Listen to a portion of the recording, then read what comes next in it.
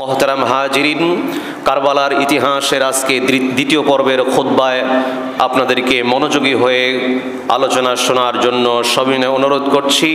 কথা খুব দ্রুত বলতে হবে, বেশি কথা অল্প সময়ে শেষ করতে হবে। সম্মানিত উপস্থিতি, গত জুমায় আমরা শুনেছিলাম ইমাম হুসাইনের প্রেরিত দূত তার চাচাতো ভাই মুসলিম বিন আকিলের শাহাদাতের ঘটনা। আজকে আমরা শুনব কারবালার ময়দানে ইমাম হুসাইনের সেই মর্মান্তিক, হৃদয় বিদারক, লোমহর্ষক যে দৃশ্যের অবতারণা হয়েছিল সেটা আমরা জানার চেষ্টা করব, কিছু পর্যালোচনা করব ইনশাআল্লাহ। প্রিয় উপস্থিতি, এই আলোচনার পূর্বে আরেকটু পিছন থেকে শুরু করতে হবে। মুহাম্মদুর রাসূলুল্লাহ সাল্লাল্লাহু আলাইহি ওয়াসাল্লাম তিনি এই মুসলিম উম্মাহকে এমন একটি রাষ্ট্র ব্যবস্থার সম্মুখীন করে রেখে যান, সেটি হচ্ছে পরামর্শ ভিত্তিক জনগণতান্ত্রিক পদ্ধতিতে দেশ রাষ্ট্র চলবে। এ খেলাফত নির্বাচিত হবে মজলিসে শুরার বৈঠকে, পরামর্শের ভিত্তিতে। এইভাবে চলছিল খোলাফা রাশিদিনের যুগ। পরবর্তীতে আলী রাদিয়াল্লাহু তাআলা ইন্তেকালের পরে তার ছেলে হাসান রাদিয়াল্লাহু আনহু যখন তিনি খেলাফত অধিষ্ঠিত হয়ে আবার যখন মুয়াবিয়ার হাতে শপথ করলেন বা বায়াত গ্রহণ করে তাকে দায়িত্ব ছেড়ে দিলেন, মুয়াবিয়া রাদিয়াল্লাহু তাআলা আনহু দীর্ঘ 20 বছর শাসন করার পরে তিনি চাইলেন আমার ছেলেকে, এটা ইজতিহাদ করলেন এবং পরামর্শ করলেন তার এই মতের পক্ষে। বহু আলেম, ওলামা, ফকি এবং তার নেতৃস্থানীয় ব্যক্তিবর্গ তাকে সম্মতি জ্ঞাপন করলো, ঠিক আছে আপনার ছেলে যোগ্য, আপনার ছেলেকে মনোনয়ন দিয়ে যান। মুয়াবিয়া মৃত্যুর আগে তার ছেলে ইয়াজিদকে খলিফা হিসেবে মনোনয়ন দিয়ে গেলেন। মৃত্যুর পরে যখন ইয়াজিদ খলিফার আসনে অধিষ্ঠিত হলেন তখন অধিকাংশ এলাকার মানুষ মেনে নিলেও কুফা, ইরাকের কুফা এবং আপনার মক্কা মদিনার মানুষেরা, বিশেষ করে সিনিয়র সাহাবায়ে কেরাম যারা ছিলেন, জ্ঞানী গুণী এবং যোগ্যতা সম্পন্ন, আব্দুল্লাহ বিন জুবাইর, আব্দুল্লাহ ইবনে ওমর, ইমাম হুসাইন রাদিয়াল্লাহু আনহুম, তারা ছিলেন, তারা ইয়াজিদের নেতৃত্বকে মানতে পারেন নাই। যেহেতু ইয়াজিদ কিন্তু সাহাবী নন, তিনি তাবেঈ। সাহাবী, বড় বড় সাহাবীরা থাকতে একজন অযোগ্য ব্যক্তি খেলাফতের আসনে অধিষ্ঠিত হবে, এটা সাহাবায়ে কেরাম মানতে পারেন নাই এবং তারা মদিনার সাহাবীরা বায়াত গ্রহণ করেননি, ইয়াজিদকে খলিফা হিসেবে মেনে নেন নেই। এবং এই সুযোগে ওই যে কুফা থেকে শত শত চিঠি আসতেছিল, তারা বলতেছিল যে আমরা ইয়াজিদকে খলিফা হিসেবে মানতে পারছি না, আপনি রসুলের নাতি দৌহিত্র, আপনি কুফায় আসেন, এসে খেলাফত গ্রহণ করেন, আমরা আপনার হাতে বায়াত গ্রহণ করব। এভাবে একের পর এক চিঠি মদিনায় আসতেছিল। ইমাম হুসাইন রাদিয়াল্লাহু আনহু তিনি কুফায় যাওয়ার মনস্থির করেছেন। তিনি যখন বের হলেন, ওই যে গত জুমায় বলেছি অসংখ্য বাধার সম্মুখীন হয়েছেন, বড় বড় সাহাবীরা বাধা দিয়েছেন। আব্দুল্লাহ ইবনে ওমর হুসাইন রাদিয়াল্লাহু তাআলা আনহুকে বুকের সাথে জড়িয়ে ধরে অঝর নয়নে কেঁদেছে আর বলেছে আপনি কুফায় যাবেন না, আপনার বাবার সাথে কুফার মানুষেরা যে বিশ্বাসঘাতকতা করেছিল আপনার সাথে একই কাজ করবে, আপনি নিজের জীবনকে, পরিবার লোকজনের প্রাণকে বিনাশ করবেন না, আপনি যাবেন না। এত বাধা সত্ত্বেও হুসাইন রাদিয়াল্লাহু তাআলা আনহু বললেন আমি মক্কায় যাব। আব্দুল্লাহ ইবনে ওমর বললেন আপনি মক্কায় যান ঠিক আছে, কিন্তু কুফায় যায়েন না। তিনি মক্কায় রওনা হলেন পরিবারের 19 জন সহ আরও কিছু লোকজন নিয়ে তিনি মক্কার অভিমুখে রওনা হলেন। মক্কায় গিয়ে তিনি ওমরা পালন করলেন। তিনি এর আগে হজ করেছেন, এই জন্য বড় হজ না করে তিনি ওমরার নিয়তে ইহরাম বেঁধে ওমরা পালন করলেন। 8ই জিলহজ, মানে মক্কা থাকা অবস্থায়ও চিঠি আসতেছিল কুফা থেকে, তিনি আর দেরি করলেন না, তিনি উমরা সম্পন্ন করে মক্কা থেকে বের হলেন কুফার উদ্দেশ্যে। কুফার উদ্দেশ্যে বের হওয়ার আগে, আপনার কয়েকদিন আগে, ওই যে চাচাতো ভাই মুসলিম বিন আকিল, যার শাহাদাতের কাহিনী গত জুমায় শুনিয়েছি, তাকে প্রেরণ করেছিলেন কুফার অবস্থান যাচাই করার জন্য। তিনি গিয়ে প্রথমে ভালো অবস্থা দেখে হুসাইনকে আহ্বান করে চিঠি লিখেছিলেন। চিঠি পাওয়ার পরে তিনি রওনা দিয়ে দিয়েছেন।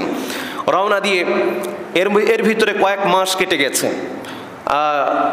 আপনার রমজানের আগে শাবান মাসে শুরুতে অথবা রজব মাসের শেষে ইমাম হুসাইন মদিনা থেকে বের হয়েছিলেন মক্কার উদ্দেশ্যে। মক্কা কয়েক মাস থেকে এরপরে জিলহজ মাসের 8 তারিখ ওমরা সম্পন্ন করে কুফার উদ্দেশ্যে রওনা দেন। সম্মানিত উপস্থিতি, কুফার উদ্দেশ্যে রওনা দিয়ে যেতে যেতে কিছু দূর যাওয়ার পরে তার পরিচিত এক বন্ধু কবি ফারাজদাকের সঙ্গে দেখা হয়। ফারাজদাককে দেখে হেসে উঠে হুসাইন রাদিয়াল্লাহু তাআলা বলেন যে তুমি কোথা থেকে আসলে? বলল যে আমি কুফা থেকে আসলাম। কুফা থেকে যখন এসেছো তাহলে তুমি সেখানকার অবস্থা আমার কাছে বর্ণনা করো। ফারাজদাক বললেন যে ইমাম হুসাইন শোনেন, কুফার মানুষেরা তারা এমন অবস্থায় বর্তমানে অবস্থান করছে, তাদের তরবারি, তাদের শক্তি, সামর্থ্য সবকিছুই এজিদের জন্য বর্তমানে। আর সাধারণ জনগণের অন্তরের ভিতরে আপনার মহব্বত আছে ঠিকই, কিন্তু তাদের তরবারি চলে গেছে এজিদের পক্ষে, আপনি যায়েন না। ফারাজদাক নিষেধ করে চলে গেলেন। এরপরে কয়েকদিন সফর করার পরেই যখন ইরাকের কুফার সীমান্তবর্তী এলাকায় পৌঁছলেন ইমাম হুসাইন, সেখানে পৌঁছার পরে সাক্ষাৎ হয়ে গেল। তিনি সেখানে গিয়ে চিঠি পেলেন। ওই যে মুসলিম বিন আকিলের শাহাদাতের একটা ঘটনা সম্বলিত একটি পত্র তিনি পেলেন। সেখান থেকে তিনি ফিরে যেতে চাইলেন, কিন্তু পরিবারের লোক, যেহেতু হুসাইনের চাচাতো ভাই ও মুসলিম বিন আকিল শাহাদাত বরণ করেছে, তার আত্মীয় স্বজন বলল না, আমরা মুসলিম বিন আকিলের প্রতিশোধ গ্রহণ না করে এখান থেকে ফিরে যাব না। তখন ইমাম হুসাইন তার অনিচ্ছা সত্ত্বেও তার বংশধর পরিবার লোকজনের চাপাচাপিতে তিনি আবার রওনা হলেন। কিছুদূর যাওয়ার পরে সাক্ষাৎ হলো আপনার ওই যে কুফার নবনিযুক্ত গভর্নর উবাইদুল্লাহ ইবনে জিয়াদ কর্তৃক প্রেরিত বাহিনীর যিনি সেনাপ্রধান ছিলেন হুর বিন ইয়াজিদ, তিনি প্রায় 1000 খানিক সৈন্য নিয়ে অপেক্ষা করছে যে হুসাইনকে পথরুদ্ধ করে তাকে ফেরত দেওয়া যায় কিনা। তখন ইমাম হুসাইনের সাথে যখন সাক্ষাৎ হলো, তিনি অত্যন্ত নরম দিলের মানুষ ছিলেন হুর বিন ইয়াজিদ। তিনি বললেন, আল্লাহ রাসূলের নাতি হুসাইন, আল্লাহর ওয়াস্তে আপনি সামনে আর অগ্রসর হয়েন না, কুফায় আপনি যাবেন না, ওরা আপনার সাথে প্রতারণা করবে, আপনি এখান থেকে ফেরত চলে যান, আপনি চলে যান এখান থেকে। হুর বিন ইয়াজিদের কথাও ইমাম হুসাইন রাদিয়াল্লাহু আনহু কর্ণপাত না করে তিনি চিন্তা করলেন যে হক বাতিলের দ্বন্দ্ব চিরন্তন, ন্যায় বিচার কায়েম এবং সুন্নাতের পুনরুজ্জীবন এর লক্ষ্যে আমি যেহেতু বের হয়েছি আর পিছনে ফেরত যাব না। তারপরে তিনি অনেক কথাবার্তা আলোচনা পর্যালোচনার পরে তিনি পরবর্তীতে নিয়ত করলেন যে হ্যাঁ, আর যাওয়া যাবে না, এখন কি করা যায়, এখন আমি ইয়াজিদের কাছে যাব দামেস্কে যাওয়ার জন্য তিনি শামের পথ ধরে রওনা হলেন। হয়ে কারবালার প্রান্তরে তিনি গিয়ে উপস্থিত হলেন। যেই কারবালার ঘটনা, কারবালার প্রান্তরে কুফা থেকে প্রায় 45 মাইল দূরে কারবালা, সেখানে গিয়ে উপস্থিত হলেন। ওইদিকে ইবনে জিয়াদ, কুখ্যাত ইবনে জিয়াদ ওমর বিন সাদকে নিযুক্ত করে আরও 4000 বাহিনী দিয়ে ইমাম হুসাইনকে তার পরিবার সহ সবাইকে গ্রেপ্তার করার জন্য পাঠিয়েছেন। কারবালার প্রান্তরে সাক্ষাৎ হয়ে গেল। প্রিয় উপস্থিতি, এরপরে হুর বিন ইয়াজিদ তিনিও আসলেন। এভাবে করে ইমাম হুসাইন, সংক্ষেপে বলছি, ইমাম হুসাইন রাদিয়াল্লাহু আনহু তার সঙ্গী সাথী পরিবার সহ অবরুদ্ধ হয়ে গেলেন কারবালার প্রান্তরে। 7ই মহরমের 7 তারিখে ফোরাত নদীর পানিকে বন্ধ করে দেওয়া হলো। ফোরাত নদীর একটা শাখা ক্যানেল প্রবাহিত হয়েছিল আপনার কারবালার কোল ঘেঁষে।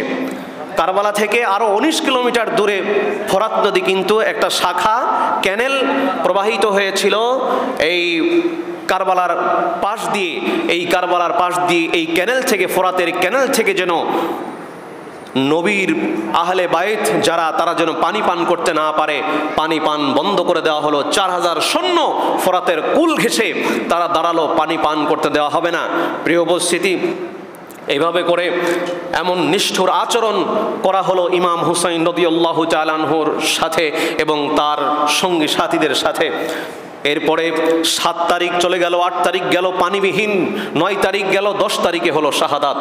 এই 3-4টা দিন পানিবিহীন যে সমস্ত মা বোনরা শিশু বাচ্চা ছিল যাদের বুকের দুধ শুকিয়ে গেছে, পানিবিহীন অবস্থায় বাচ্চা হাউমাউ করে কাঁদতেছে, পানি ছাড়া কাফেলার মানুষ বড় আহাজারি আর্তনাদ করছে, এমত অবস্থায় তাদের দিলে বিন্দুমাত্র দয়ার উদ্রেক হয়নি।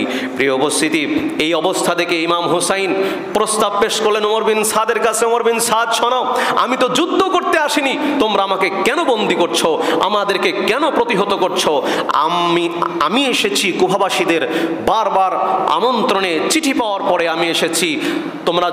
তোমাদের যদি এত আপত্তি থাকে তাহলে আমার 3টা প্রস্তাব, হয় আমাকে ইয়াজিদের কাছে যেতে দাও, না হয় আমি যেখান থেকে এসেছি মদিনায় আমি চলে যেতে চাই, অথবা কোনো মুসলিম রাষ্ট্রের সীমানায় গিয়ে সাধারণ মানুষের সাথে আমাকে বসবাস করতে দাও। এই 3টি প্রস্তাব পেশ করা হলো।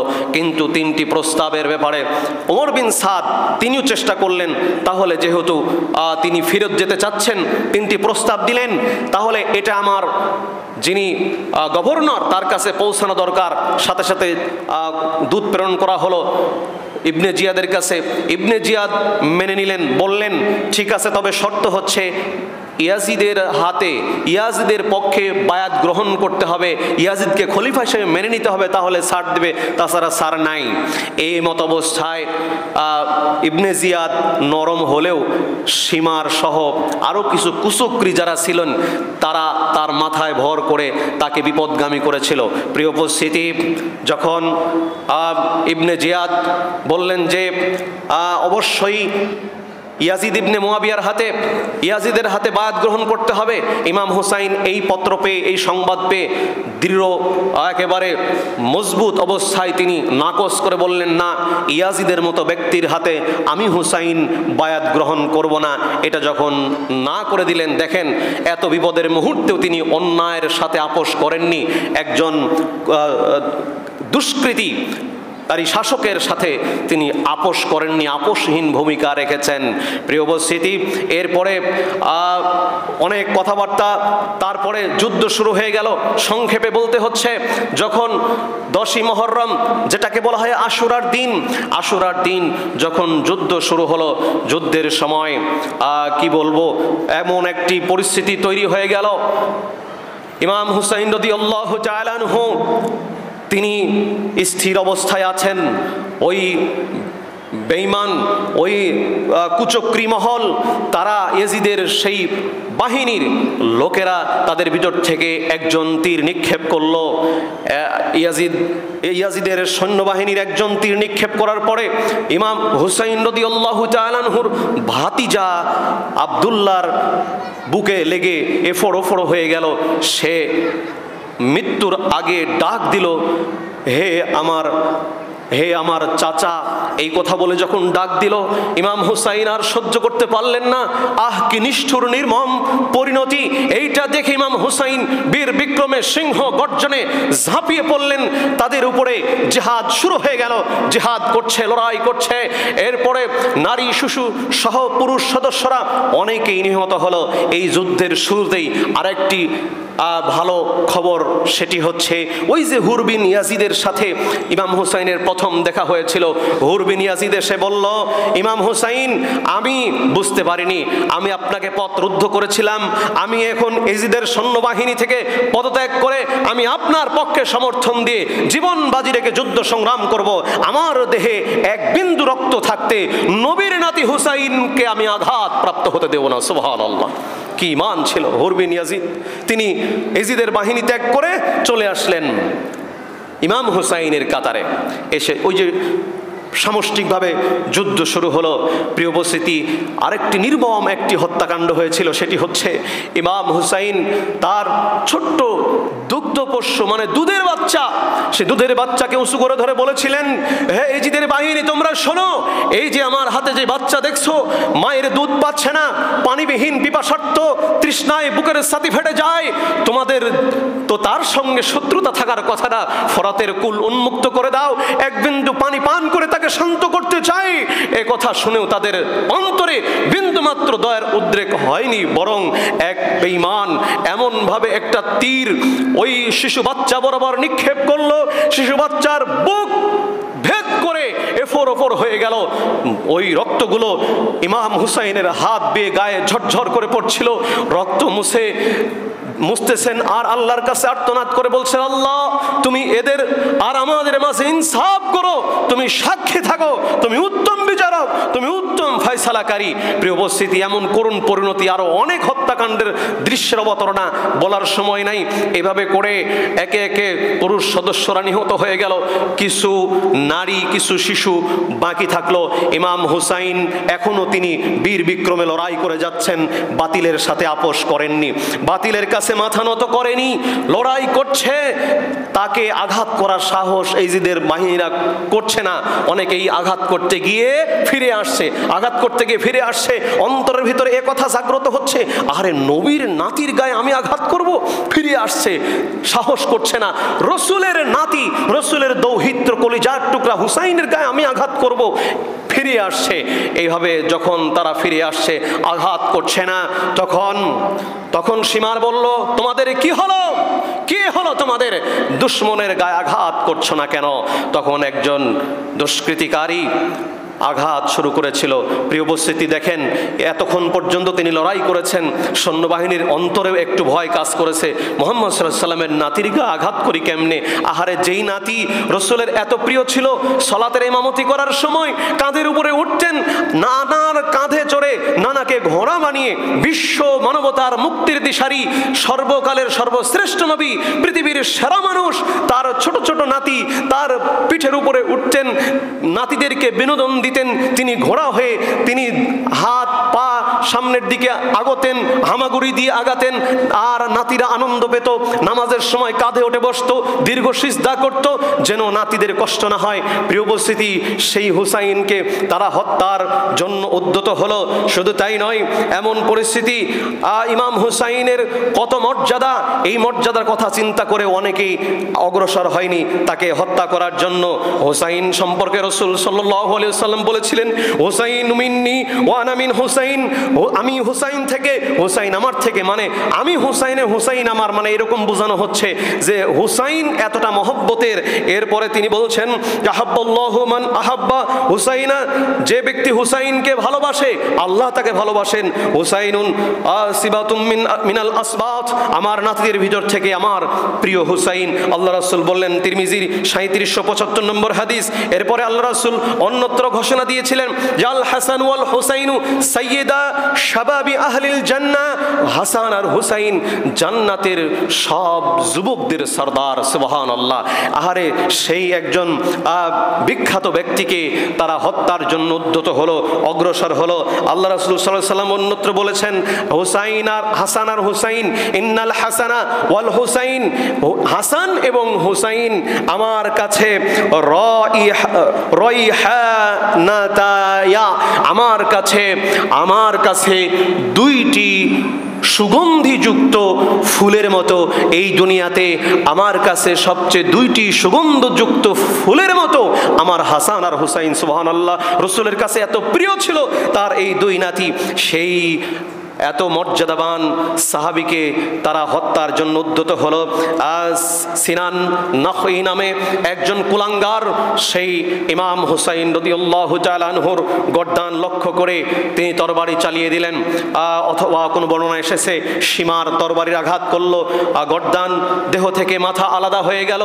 কিন্তু বিষাদ সিন্ধু বা অন্যান্য বর্ণনায় বিভিন্ন ধরনের কাল্পনিক কাহিনী আছে যে এখান থেকে কাটে না, কারণ নবী সুমা দিয়েছে জন্য কাটে না, বা জান্নাতে নিয়ে যাবে সাথে করে, নানান কথাবার্তা আছে। এত বিস্তারিত, এত আবল তাবল কথা নাই, সেখানে ডাইরেক্ট অ্যাকশনের কথা আছে। ইমাম হুসাইনকে তরবারির আঘাত করলো, এর আগে একজন বর্ষার আঘাত করেছে, এরপরে সীমার অথবা সিনান নাখী তরবারির আঘাত করে তার মাথা দেহ থেকে, মস্তক দেহ থেকে আলাদা করে দিল। প্রিয় উপস্থিতি, এমত অবস্থায় ইমাম হুসাইন রাদিয়াল্লাহু তাআলা আনহু শাহাদাত বরণ করলেন। ইন্না লিল্লাহি ওয়া ইন্না ইলাইহি রাজিউন। আনহুর মস্তক মাথাটা কোনো বর্ণনা এসেছে বর্ষার মাথায় ঝুলিয়ে, কোনো বর্ণনা এসেছে কোনো পাত্রে করে নিয়ে ইবনে জিয়াদের দরবারে চলে গেল। ইবনে জিয়াদের দরবারে নিয়ে যেয়ে যখন ইবনে জিয়াদের পায়ের কাছে রাখলো ইমাম হুসাইনের মাথা, তখন ইবনে জিয়াদ তরবারির মাথা দিয়ে অথবা লাঠির মাথা দিয়ে ইমাম হুসাইনের ঠোঁটের ওপরে আঘাত করতেছিল। আর ইমাম হুসাইনের দাঁত খুব সুন্দর ছিল, তার প্রশংসা করছিল আর ঠোঁটের উপরে আঘাত করছিল। তখন ওই সভাসদে ওই স্থানে উপস্থিত ছিলেন একজন প্রবীণ সাহাবী আনাস ইবনে মালিক রাদিয়াল্লাহু তাআলা আনহু। তিনি বললেন, খামোশ ইবনে জিয়াদ, আমি আর বরদাস্ত করতে পারছি না।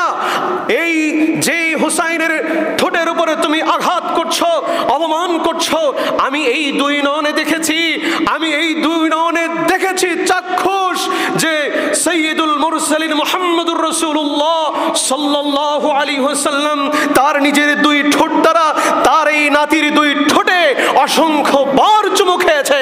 খবরদার তুমি এই ঠোঁটের উপরে আঘাত করবে না, অবমাননা করবে না। এইরকম ভাবে তিনি প্রতিবাদ করলেন।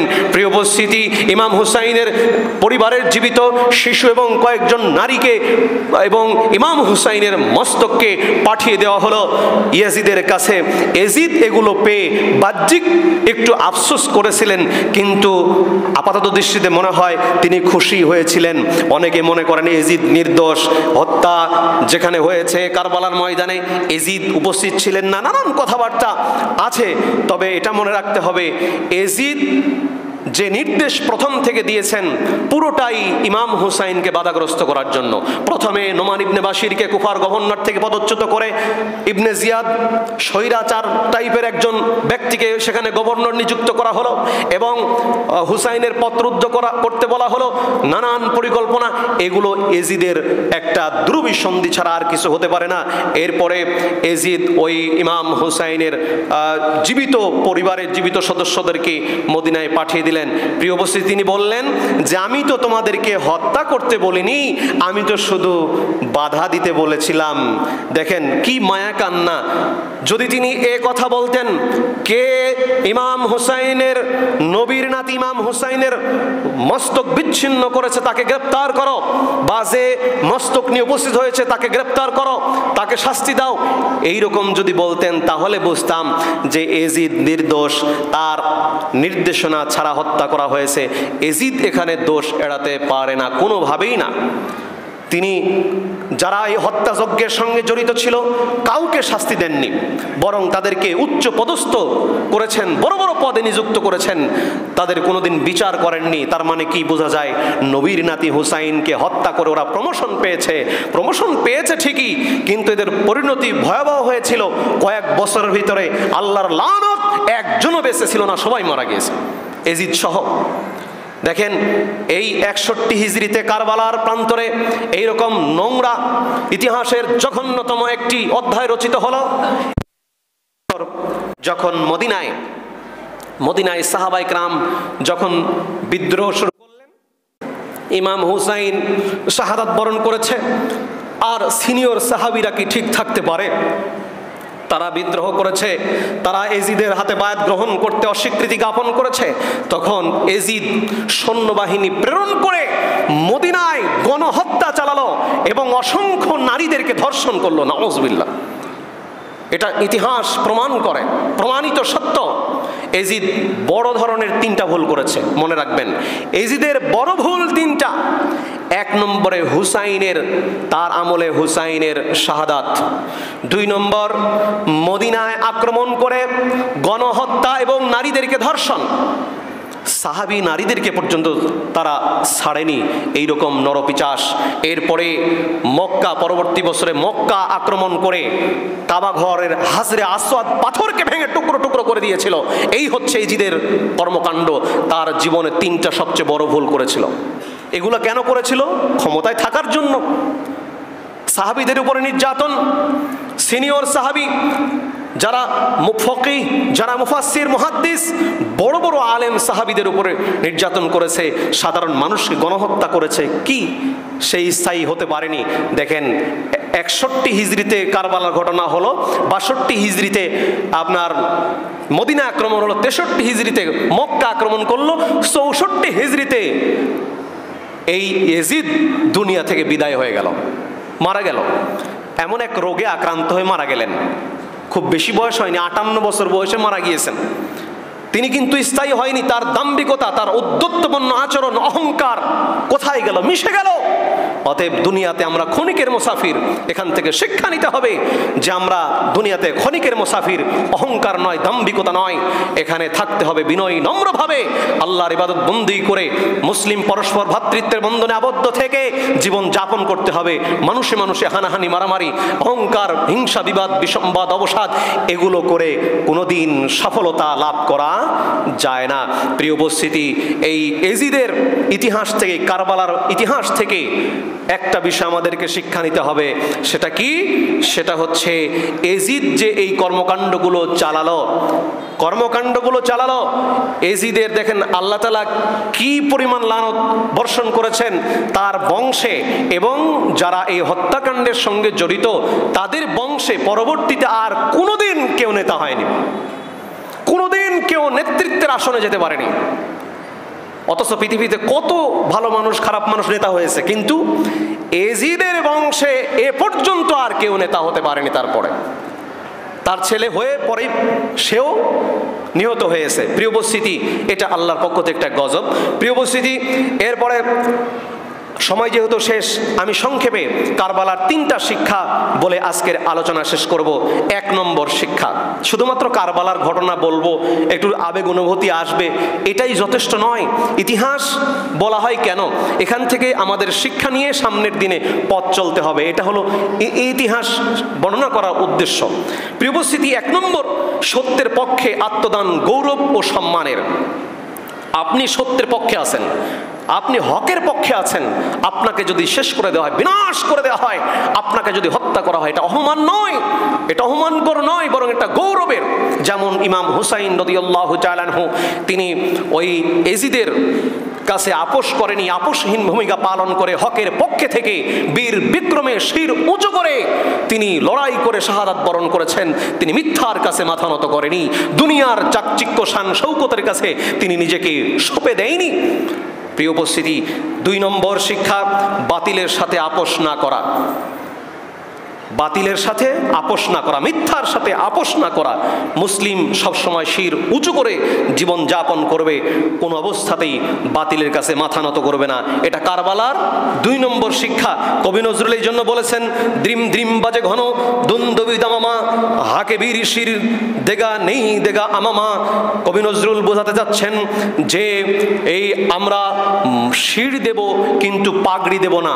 পাগড়ি বলতে এখানে সম্মান বোঝানো হয়েছে, ব্যক্তিত্ব বোঝানো, পার্সোনালিটি বোঝানো হয়েছে, আদর্শ বোঝানো হয়েছে। যে আমাদের মস্তক চলে যাবে যাক, কিন্তু আমাদের আদর্শ ভুলুণ্ঠিত হবে, আদর্শের বিনাশ হবে, এটা হতে পারবে না, এটা হতে দেওয়া হবে না, কবি নজরুল বলছেন।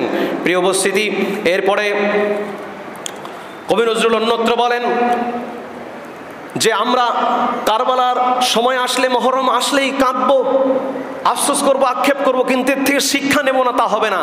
এই জন্য তিনি বলছেন, ফিরে এলো আজ সেই মহরম মাহিনা, ত্যাগ চাই মরসিয়া ক্রন্দন চাহি না। কান্নাকাটির দরকার নাই, মহরম এসেছে, কারবালা ইতিহাস, সত্য ইতিহাস অধ্যয়ন করে এখান থেকে শিক্ষা নিতে হবে। ওই কান্নাকাটির কোনো ভ্যালু নাই, কোনো মূল্য নাই। এটাই কবি নজরুল বলছেন। প্রিয় উপস্থিতি, সর্বশেষ যে পয়েন্ট সেটা হচ্ছে ইয়াজিদের ব্যাপারে আহলুস সুন্নাহ ওয়াল জামাত তথা হকপন্থী উলামায়ে কেরামের মন্তব্য কি, এইটা আমাদের জানা দরকার। অনেকে অনেক সময় বিভ্রান্ত হয়। আমাদের দেশে কিছু কিছু হুজুর আছে ইয়াজিদের প্রশংসা করে, ইয়াজিদ 100 রাকাত নফল নামাজ পড়ছে, কোনোদিন জামাত ত্যাগ করেনি, এই করছে সেই করছে। এগুলো হচ্ছে সব উদ্ভট বানোয়াট কথাবার্তা। প্রিয় উপস্থিতি, ইয়াজিদের ব্যাপারে অনেকের মায়া কান্না আছে। ইয়াজিদের নামের পরে আবার রহিমাহুল্লাহ বলে। আশ্চর্য কথা, যেই ব্যক্তি নবী পরিবারের এতজন সদস্যকে, যার সৈন্যবাহিনী হত্যা করলো, সে বিচার করলো না, বরং উচ্চ উচ্চ পদে পদস্থ করলো। যেই ব্যক্তি মুসলমানের প্রাণ কেন্দ্র মক্কাতুল মুকাররমা আক্রমণ করে হাজরে আসওয়াদ পাথরকে ভেঙে টুকরো করলো। যে ব্যক্তি মদিনায় তার নির্দেশে মদিনা আক্রমণ করে মদিনায় অসংখ্য সাহাবীকে হত্যা করলো, এক কথায় গণহত্যা চালালো, অসংখ্য নারীদেরকে ধর্ষণ করলো, যার নির্দেশে, সেই ব্যক্তিকে রহিমাহুল্লাহ বলবেন এটা মুনাফিকের কাজ ছাড়া কিছু হতে পারে না। আমাদের দেশে একজন ইমান চোর পীর আছে চরমোনাই, আপনারা জানেন, সে অনেক প্রশংসা করেছে এক বক্তব্য ইয়াজিদের, আল্লাহ হেদায়েত দান করুন।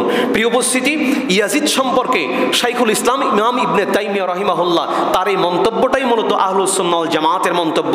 সেটা কি? ওয়ালিহাযা কানা আল্লাযী আলাইহি মুতাকিদুন আহলি সুন্নাতি ওয়া আইম্মাতিল উম্মাহ ওয়া আন্নাহু লা ইউসাব্বু ওয়া লা ইউহাব্বু। মাজমুউল ফাতোয়া 3 নম্বর খণ্ড 412 পৃষ্ঠা।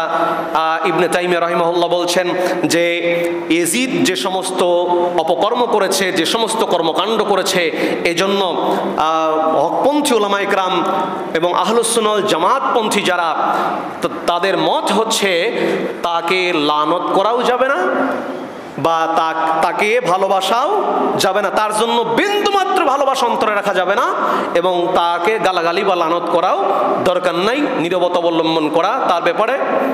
এটার আহলুস সুন্নাহ ওয়াল জামাতের আকীদা। তবে সেই ইতিহাসের জঘন্য ঘৃণিত কাজ করেছে, এটা প্রমাণিত সত্য। প্রিয় উপস্থিতি, কারবালার ইতিহাস জানতে গেলে আমাদেরকে নির্ভরযোগ্য ইতিহাস থেকে জানতে হবে। শুধুমাত্র বিষাদ সিন্ধু পড়ে ইতিহাস জানলে সেটা ভুল হবে। অনেকেই মনে করেন যে বিষাদ সিন্ধু বিশাল কিছু না, আসলে বিষাদ সিন্ধু একটা ঔপন্যাসিকের উপন্যাস মাত্র। এটা কল্পনার জগতে তিনি প্রবেশ করে লিখেছেন, কাল্পনিক অনেক কথাবার্তা আছে।